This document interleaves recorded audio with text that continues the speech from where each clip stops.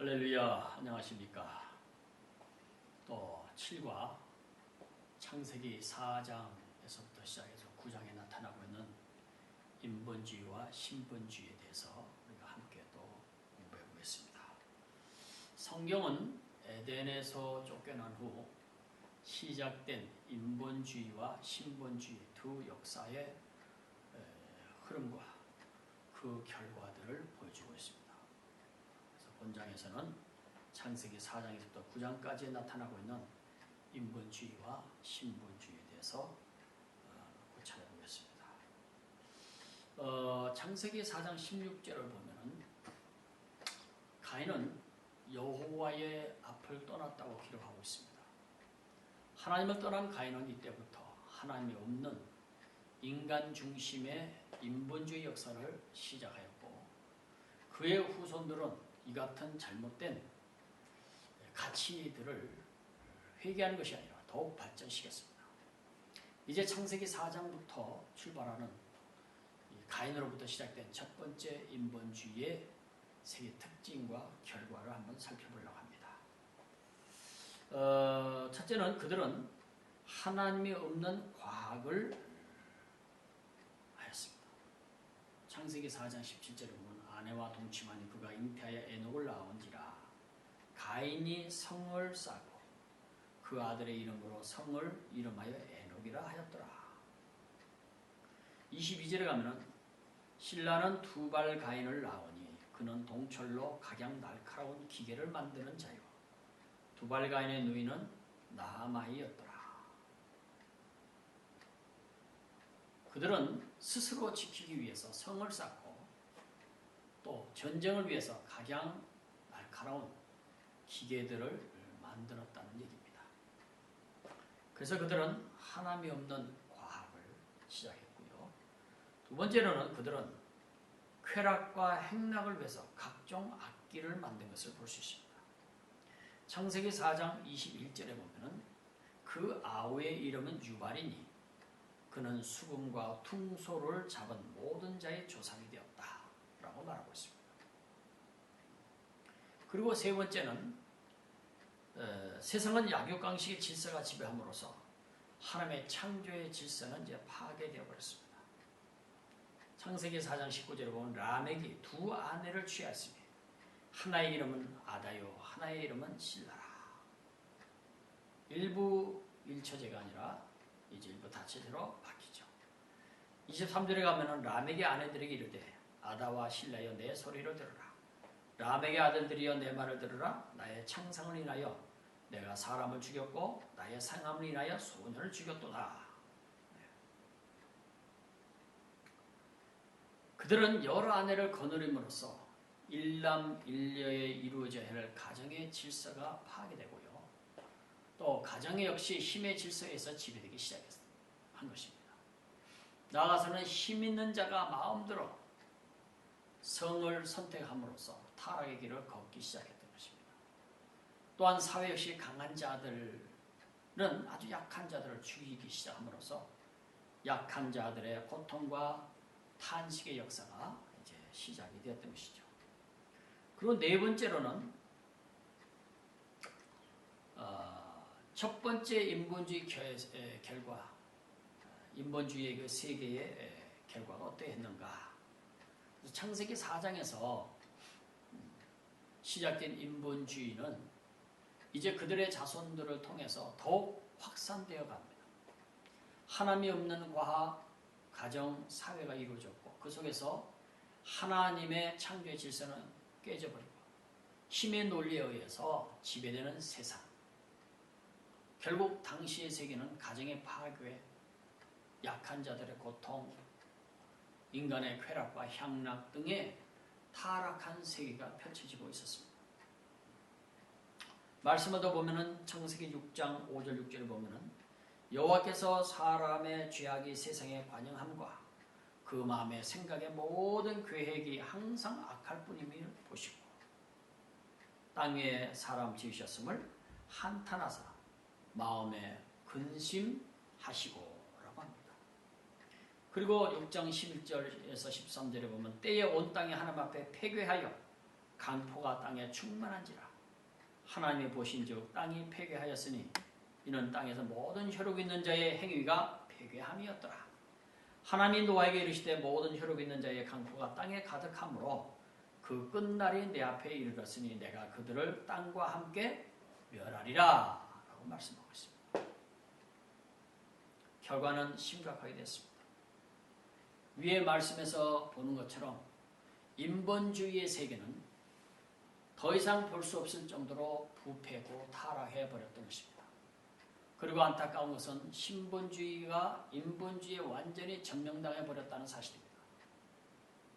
그 시대에 하나님의 뜻을 따르는 사람이 노아 한 가정밖에 없다는 사실이 이것을 증명해 줍니다. 결국 인본주의의 문화는 하나님의 심판을 받아서 노아의 홍수 심판으로 멸망하고 말았습니다. 창세기 7장에 넘어가면 21절을 보면 땅 위에 있는 움직이는 생물이 다 죽었으니 새와 육축과 들짐승과 땅에 기는 모든 것과 모든 사람이라. 22절에 육지에서 코로 생물의 기식을 호흡하는 것은 다 죽었더라. 23절에 가서는 지면의 모든 생물을 쓸어버리시니 곧 사람과 짐승과 기는 것과 공중의 새까지라. 이들은 땅에서 쓸어버리면 당하였을 때 홀로 노아와 그와 함께 방주에 있던 자만 남았더라 라고 기록하고 있습니다.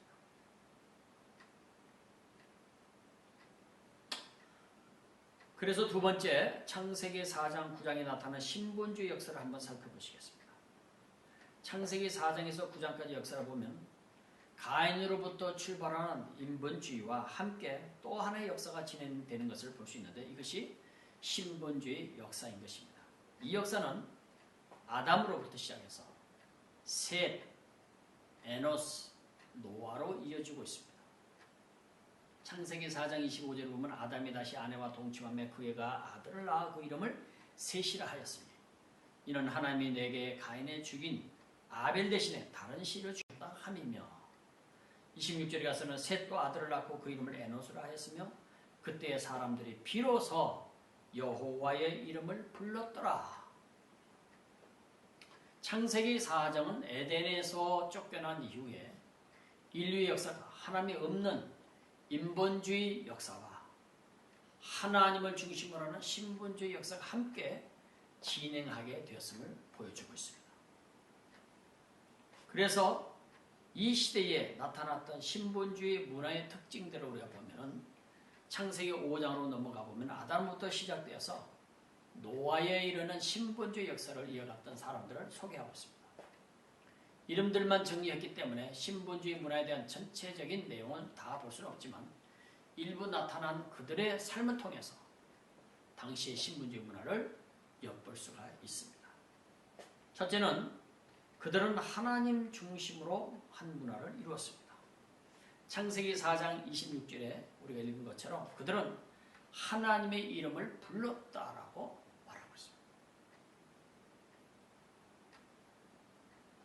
에녹은 하나님께 대한 절대적인 믿음과 하나님을 기쁘시게 하는 삶을 살았습니다.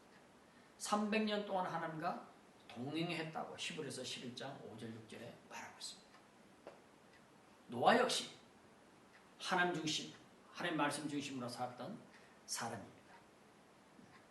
그래서 그들은 하나님 중심의 문화를 가지고 있었고 또 그들은 메시아에 대한 열망과 천국을 중심으로 한 문화를 이루었습니다. 유다서 1장 14, 15절을 보면 에녹은 이미 메시아의 강림하심을 바라보며 살았다고 기록하고 있습니다. 그리고 창세기 5장 24절에 보니까 변화되어 천국으로 감으로써 천국을 계시한 것을 볼 수 있죠. 그래서 히브리서 11장 5절에 보면은 믿음으로 에녹은 죽음을 보지 않고 옮기었으니 하나님이 저를 옮기심으로 다시 보이지 아니하니라. 저는 옮기기 이전에 하나님을 기쁘시게 하는 자라 하는 증거를 받았다라고 말하고 있습니다. 그리고 세 번째로는 그들은 복음을 전하는 것, 곧 구원의 복음을 전하는 것을 인생의 목표로 삼고 살은 문화를 가지고 있습니다. 대표적인 인물로 노아를 우리가 볼 수 있죠. 베드로후서 2장 5절에 보면은 옛 세상을 용서치 아니하시고 오직 의를 전파하는 노아와 그 7 식구를 보존하시고 경건치 아니한 자들의 세상에 홍수를 내리셨으며 노아가 전파했다. 복음을 전했다. 이런 얘기죠. 말씀을 전했죠. 네 번째는 그들은 당시 인본주의 문화의 악한 질서들을 따라 살지 않고 하나님의 창조의 질서를 따라 살아가는 문화를 이루었습니다. 당시에 모든 사람들이 패역해서 악을 행하고 있을 때에 노아는 그들의 타락한 문화를 거스리고 하나님의 창조의 질서를 따라 어렵게 살았고 또 창조의 질서를 따라 하나님을 통해서 경건한 자녀들을 두었던 것을 우리가 볼 수 있습니다. 결과 이들은 모두 하나님의 상을 받았습니다. 사는 날 동안 경건하고 아름다운 삶의 기쁨을 상으로 받았고 구원받아 이 땅의 구원과 하늘의 영원한 복을 받았던 것입니다. 하나님은 믿음으로 살아가는 그의 백성들에게 상 주신이심을 우리가 기억해야 할 것입니다.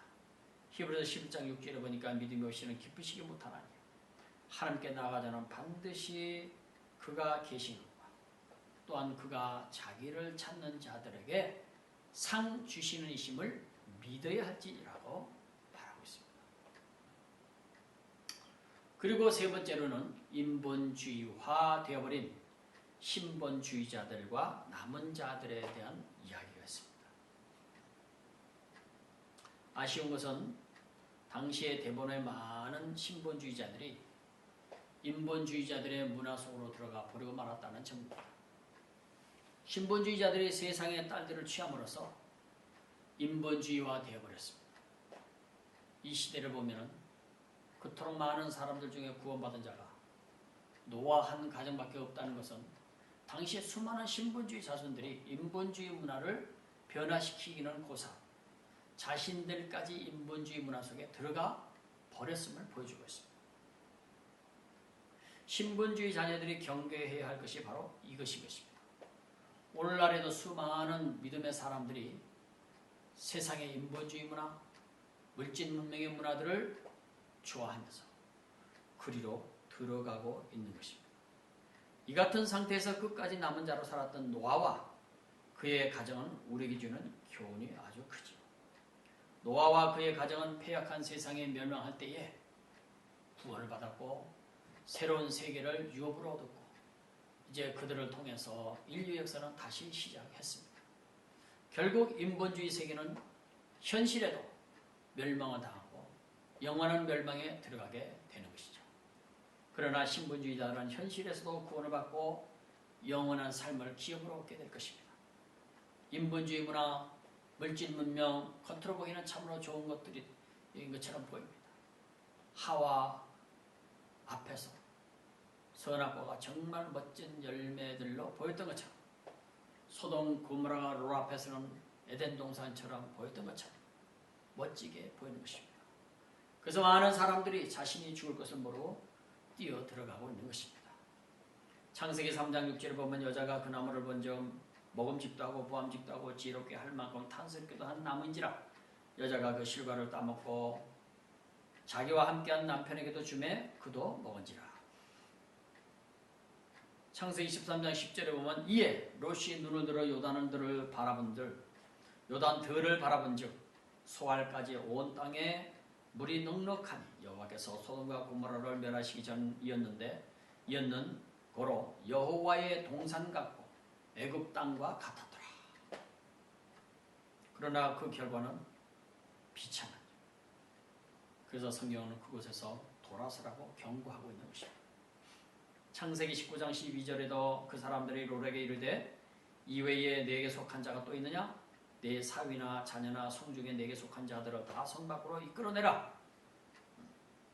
디모데후서 3장 5절에 경건의 모양은 있으나 경건의 능력은 부인하는 자니 이 같은 자들에게서 내가 돌아서라. 사도 바울. 계시록 18장 4절에도 보면 내가 들으니 하늘로서 다른 음성이 나서 가로되 내 백성아 거기서 나와 그의 죄에 참여하지 말고 그의 받을 재앙들을 받지 말라. 잘못된 인본주의 세계문화, 물질 문명과 쾌락주의의 속에 빠져 있다면 더 늦기 전에 그것을 떠나야 할 것입니다. 그것들은 우리를 행복하게 하는 것이 아니라 멸망하게 할 것이기 때문인 것입니다. 여기까지 우리 7과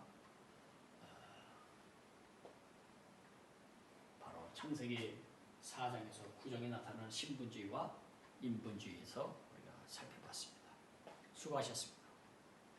감사합니다.